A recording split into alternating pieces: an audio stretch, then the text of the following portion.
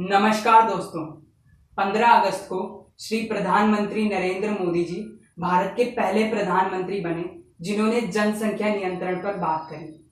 अगर हम अपने भारत में देखें तो हर नुक्कड़ में और कोने कोने में इतने सारे लोग नजर आते हैं, जैसे कि हमारे मेट्रो स्टेशन में, हमारे रेलवे स्टेशन में, मार्केट में, शॉपिंग मॉल्स में और सिनेमा थिएटर्स में और कई जगहों में। अगर हम ये बहुत अच्छा एग्जाम्पल है, बट 2011 में भारत में जो जनगणना की गई उसके मुताबिक भारत की जनसंख्या 1,210,01,93,422 थी। यानी कि इसका मतलब ये था कि भारत ने 1 अरब का आंकड़ा पार कर लिया है। अब ये कोई खुशी की बात नहीं है। एक अनुमान ये भी लगाया गया है कि 2025 तक भारत चाइना को जनसंख्या के मामले में बहुत पीछे छोड़ देगा। अब ये भी कोई खुशी की बात नहीं है कि आप लोग खुश हो रहे हैं। ये जो आपको दिख रहा है आंकड़ा, ये इंडिया का है और ये चाइना का है। यानी कि आपको साफ साफ फर्क दिख सकता है कि कितना कम है और इसको बढ़ने में बहुत कम समय लगने वाला है। बढ़ती जनसंख्या से बहुत सारी प्रॉब्लम सामने आ रही है, यानी कि बहुत सारी समस्याएं सामने आ रही है, जैसे कि standard of living, housing and clothing. यानी कि खाने की कमी होगी, रहने रहने की कमी होगी, यानी कि घर नहीं होगा और कपड़े नहीं होंगे क्योंकि बहुत ज़्यादा लोग होंगे। अनएम्प्लॉयमेंट यानी कि बेरोजगारी बहुत ज़्यादा बढ़ रही है। इन्वायरमेंटल पॉल्यूशन यानी कि बहुत ज़्यादा हमारा वातावरण बहुत ज़्यादा प्रदूषित हो रहा है इसकी वजह से। एजुकेशन, शिक्षा, यानी कि हमारे देश में अभी भी इतनी सारी जगहें हैं, बहुत सारे, ये आप भी मानने से मना नहीं कर सकते, एजुकेशन वहाँ बिल्कुल नहीं है। खास करके हमारे जो उत्तराखंड के जो गवर्नमेंट स्कूल्स हैं और काफ़ी स्टेट्स के हैं, लेकिन उत्तराखंड के एकदम बदतर हालत है इन स्कूल।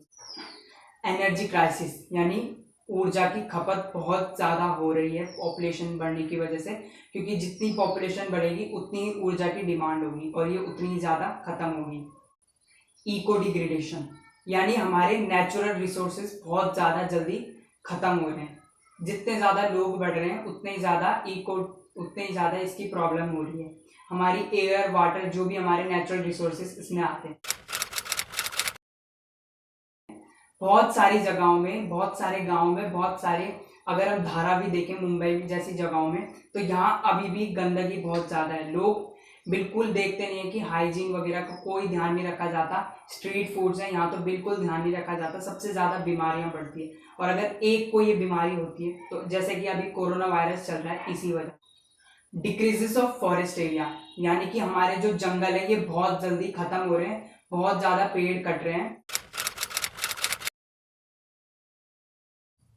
छत्तीसगढ़ के 2 राज्यों में 15 औरतों की मौत हो गई थी जबरदस्ती स्टेरिलाइजेशन कराने की वजह से, जब स्टेरिलाइजेशन के कैंप्स चले। 1975 की आपातकालीन के समय नागरिकता स्वतंत्रता को रद्द कर दिया गया था, जो कि पूर्व प्रधानमंत्री इंदिरा गांधी के बेटे संजीव गांधी ने शुरू किया था, जिसमें गरीब लोगों का जबरदस्ती स्टेरिलाइजेशन कराया जा रहा था, वो भी बहुत बुरी तरीके से।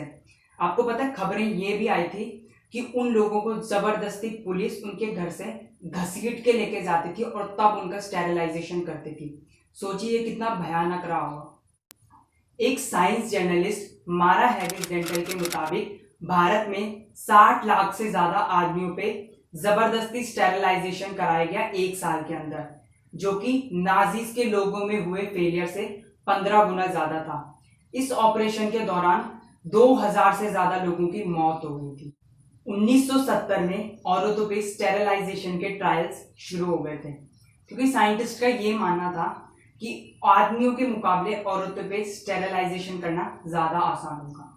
अब कुछ ऑफिशियल फिगर्स के मुताबिक भारत में 2013 से 2014 के अंदर 40 लाख से भी ज़्यादा स्टेरिलाइजेशंस कराई गई, जिसमें से 1 लाख से कम सर्जरी होने की वजह से 700 से ज़्यादा लोगों की मौत हो।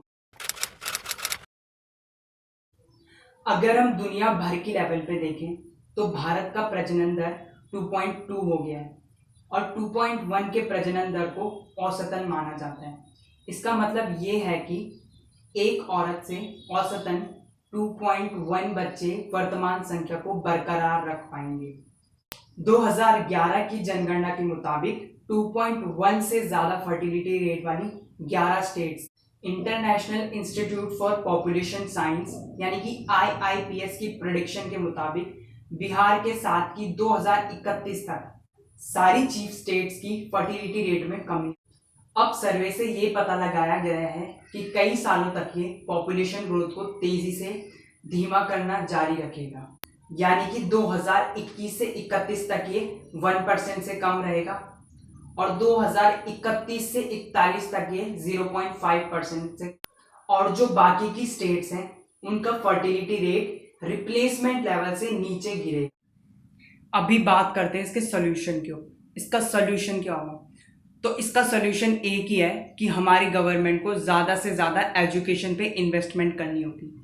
अब गवर्नमेंट तो वहाँ से पैसा भेज देती है, लेकिन ये जो बीच के रिश्वतखोर है ये सारा पैसा खा जाते हैं। जो पैसा गवर्नमेंट स्कूल की हालत सुधारने में लगना चाहिए, जो एजुकेशन पे लगना चाहिए, वो पैसा ये लोग अपना पेट भरने के लिए और अपनी जायदाद बढ़ाने के लिए लगा देते हैं। तो ऐसे लोगों को आपको क्विक एक्शन लेना पड़ेगा जहाँ भी ये लोग ऐसे दिखें, क्योंकि सबसे ज़्यादा करप्शन इंडिया में ही है।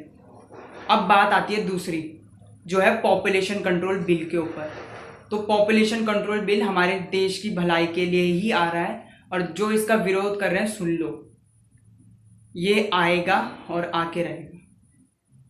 तो आपको अगर चैनल को सब्सक्राइब करना हो तो कर लेना, वीडियो पसंद आई हो तो लाइक भी कर देना और शेयर भी कर देना, और वीडियो कैसी भी लगी हो कमेंट